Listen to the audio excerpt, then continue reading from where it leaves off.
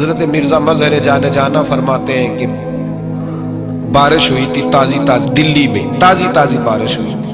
ایک بابا لکڑی کے جوتے پہنے کھڑا ہوں، اللہ اللہ اللہ، اسی کسے دے کچھ بھی نہیں لگ دے، نہ کوئی ساڈا دردی۔ بابا مست ہو کے جا رہا، اللہ اللہ کرتا جا رہا۔ ایک طوائف اپنے کوٹھے سے اتر کے تو سیڑھیوں پہ بیٹھی تھی، ساتھ اس کا یار بھی بیٹھا تھا۔ بابا اپنی مستی میں جا رہا، تو بابا جی کے پیروں سے کچھ مٹی اڑی تو اس عورت کے کپڑوں پہ پڑ گئی۔ پرواہ نہیں، بزرگ گزر رہے، وہ یار اس کا دوڑا ہوا آیا، اس نے آ کر تھپڑ مارا، کا خیال نہیں سارے اس کے کپڑے آلودہ کر دیے، تو کدھر تیرا دماغ نہیں ٹھیک؟ بابا نے نظر اٹھائی، کہا بیٹے میں نے دیکھا نہیں، چل اللہ تیرا بھلا کرے، تو نے بدلہ لے لیا۔ بابا جی چپ کر کے وَإِذَا خَاطَبَهُمُ الْجَاهِلُونَ قَالُوا السَّلَامَ، چپ کر کے گزر گئے۔ ٹھنڈ کا موسم تھا، بارش تازہ ہوئی تھی، حلوائی دودھ کاڑ رہا تھا، اس نے بٹھایا بابا جی کو پھٹے پہ، پیالہ پکڑا، دوڑ کے آگے بڑھا، بزرگ آ گئے، آئیے بیٹھیے، دودھ کا گرم گرم پیالہ شکر ڈال کے دیا۔ بابا جی نے دودھ پیا، پھر نظر جھکی، پھر رنگ بدلا، کہنے لگے مالک تو کتنا بے نیاز ہے، کہیں تھپڑ مرواتا ہے، کہیں دودھ پلاتا ہے، تیری بے نیازی ہے نا، ادھر تھپڑ مروایا، یہاں دودھ پلایا، تو ہی جانتا ہے تیرے رنگ کیا ہے۔ ابھی بابا وہیں بیٹھا تھا، دوڑے آئے پیچھے سے لوگ، شور ہوا، بابے کو دبوچ کے وہاں لے گئے جہاں اس نوجوان نے تھپڑ مارا تھا، کہا تو اللہ کا بندہ ہے، اللہ کے بندے بد دعا تو نہیں دیتے؟ ہوا کیا؟ کہا تو نے بد دعا دی ہے؟ کہا نہیں دی، بات بتاؤ۔ کہنے لگے اس نے تجھے تھپڑ مارا ہے، چھت پہ چڑھا ہے، پیر پھسلا ہے، گردن کے بل گرا ہے، منکا ٹوٹ گیا، مر گیا ہے، تو نے بد دعا دی ہے۔ بابا جی کہنے لگے یار میں نے تو دوسرا لفظ بھی نہیں کہا، بھلا ہو کہہ کے گزرا ہوں، میں نے نہیں بد دعا دی۔ کہا تو نے دی ہے تبھی تو مر گیا۔ کہا نہیں دی۔ کہا بابا تو بزرگ آدمی ہے، سچ بول۔ تو بابا جی کہنے لگے سچ سنو، پھر میں آ رہا تھا، میرے پیروں سے مٹی اڑی، اس کے یار کے کپڑوں پہ پڑی، اسے برا لگا، اس نے مجھے مارا۔ جب اس نے مجھے مارا تو میں کوئی لاوارث تو نہیں تھا، جب اس نے مجھے مارا تو میں کوئی لاوارث تو نہیں تھا، مجھے دشمنوں نہ چھیڑو، میرا ہے کوئی جہاں میں ابھی پکار لوں گا، نہیں دور ہے مدینہ۔ اس نے مجھے مارا تو میں کوئی لاوارث تھا کہ میرا بدلہ کوئی نہ لیتا؟ اس نے مجھے مارا ہے تو میرے یار کو برا لگا ہے تو اس نے اسے مار دیا ہے، میری تو غلطی کوئی نہیں، یاروں کا جھگڑا ہے، یہ تو دوستوں کا جھگڑا ہے، یہ تو یاروں کا جھگڑا ہے، کوئی غلطی نہیں میری، کوئی غلطی نہیں۔ خش خش جنہ قدر نہیں میرا، اے میرے صاحب نو وڈیائیاں، میں تے گلیاں دا روڑا کوڑا، میں گلیاں دا روڑا کوڑا، میں نو محل چڑھایا ہے سائیاں، میں نو محل چڑھایا ہے سائیاں۔ فرمایا اس نے مجھے لاوارث سمجھا تھا کہ تھپڑ مار کے گزر جائے، میرا کوئی پوچھے گا ہی نہیں۔ میرے رسول پاک علیہ السلام کے بارے میں رب فرماتا ہے ابھی میں تو تیرے ہوتے ہوئے کافر کو سزا نہیں دیتا کہ تو موجود ہے۔ یاد رکھے حضرت فضیل بن عیاض فرماتے ہیں ایک جوان تھا، مسجد میں آیا، لوگوں سے کہنے لگا روٹی کھلاؤ، کسی نے توجہ نہ کی، اس نے کہا میں رب بتانے والا ہوں، میری طرف دیکھو تو صحیح، کسی شخص نے خیال ہی نہ کیا۔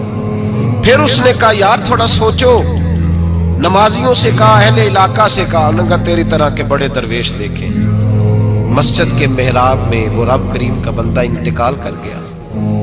جب فوت ہو گیا نا، لوگوں کا مزاج ہے بیمار کو دوائی نہیں دیتے، جنازے پہ وقت پہ پہنچ جاتے، جب کوئی گر رہا ہوتا ہے تو سہارا کوئی نہیں دیتا، جب کوئی گر جاتا ہے ٹانگ ٹوٹ جاتی ہے تو تیمارداری کو زمانہ پہنچ جاتا ہے۔ اور بزرگ وہ نوجوان اللہ کا نیک بندہ مسجد کے محراب میں فوت ہو گیا۔ حضرت فضیل ابن عیاض کہتے ہیں امام صاحب نے اعلان کیا چندہ دو، کوئی لاوارث فوت ہو گیا، کفن دینا۔ چندہ کٹھا ہوا، کفن خریدا، جنازہ پڑھا، عشاء کے بعد دفن کر کے آئے۔ فجر کی نماز کے لیے جب امام اور مؤذن مسجد میں آئے تو چیخیں مارنے لگے، تڑپنے لگے، دور دور تک آوازیں پھیل گئی، دنیا دوڑی آئی، کیا ہوا؟ کہنے لگے وہ جو تم نے کفن پہنایا تھا وہ یہاں پڑا ہوا ہے، اور دیکھو کفن پہ تحریر لکھی ہے۔ تحریر کیا ہے؟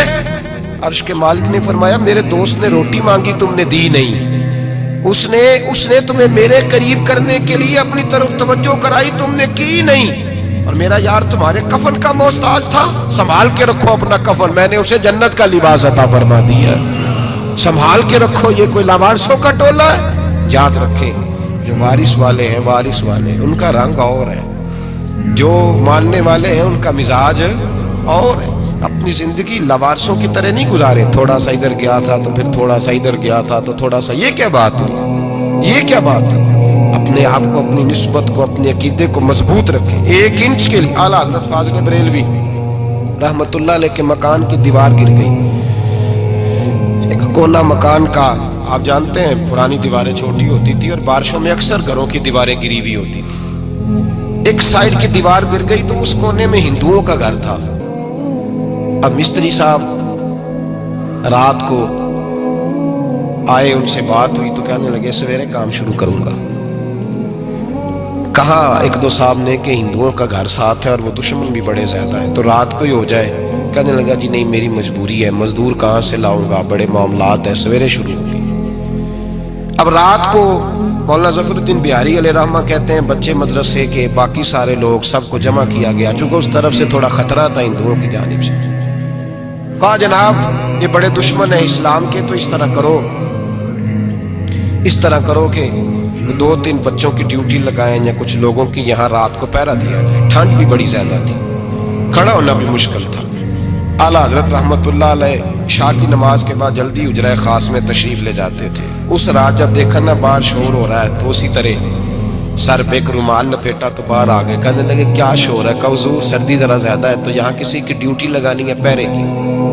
2 منٹ خاموش رہے، پھر فرمانے لگے کوئی ضرورت نہیں، جاؤ سو جاؤ سارے جا کے، کوئی ضرورت نہیں، جاؤ اپنے اپنے گھروں کو، کوئی حاجت نہیں، پہنچ جاؤ. کہا حضور مہربانی کرے، طے ہونے لگا تھا. فرمایا میری وجہ سے کیوں کوئی ساری رات بیدار رہے، جاؤ تمہیں کہا نا آرام کرو. لوگ سو گئے.